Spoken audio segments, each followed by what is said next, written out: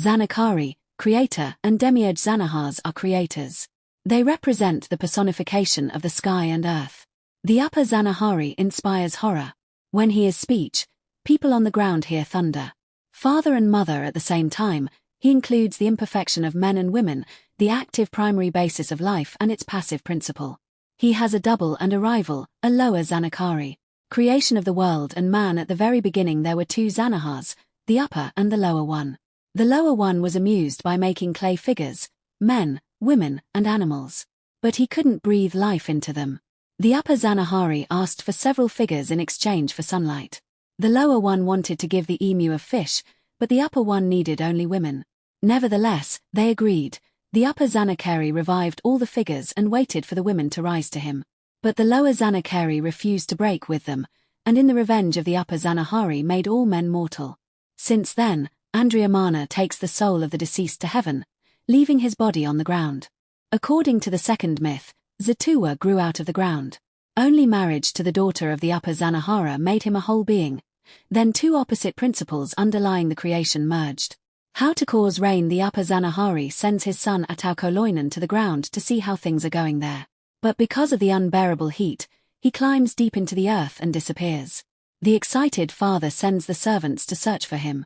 Everywhere on earth they are waiting for a difficult test, a journey through a burnt land, on which there is not a single plant.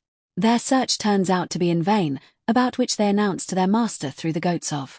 They are waiting for further indicated, but none of the messengers returns. The servants are confused.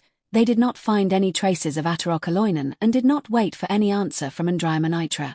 The upper Zanari, wanting to recognize his assistance for their perseverance, gives rain to saturate the earth and give life to the plants. As a result, the servants remain on the ground, begin to be fruitful and multiply. Everyone has their own purpose. The upper Zanahari remains the power of the fate of all living on earth.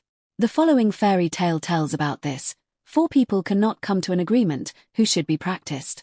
One wears a dart and pursues all the creatures he sees, grabs them, kills and eats them. It's his business.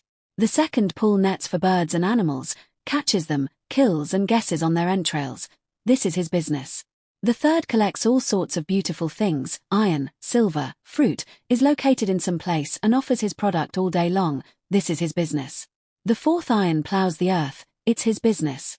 All 4 decide to go to God to recognize their purpose. The supreme God is engaged in grinding rice. I will come to you on Monday, he said, and gives a handful of rice to everyone. The one who has a drone sees a wild dog, chases it and loses his handful of features. While the birdfish are hunting the owl, the wind carries away all its rice. The third sees some white object, leaves the rice and can't find it later. The fourth puts his rice in the ground.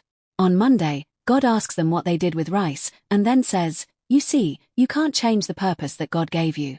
One is a hunter, the other is a sorcerer, the third is a trader, and the fourth is a farmer. Everyone has his own destiny. Everyone is what he loves.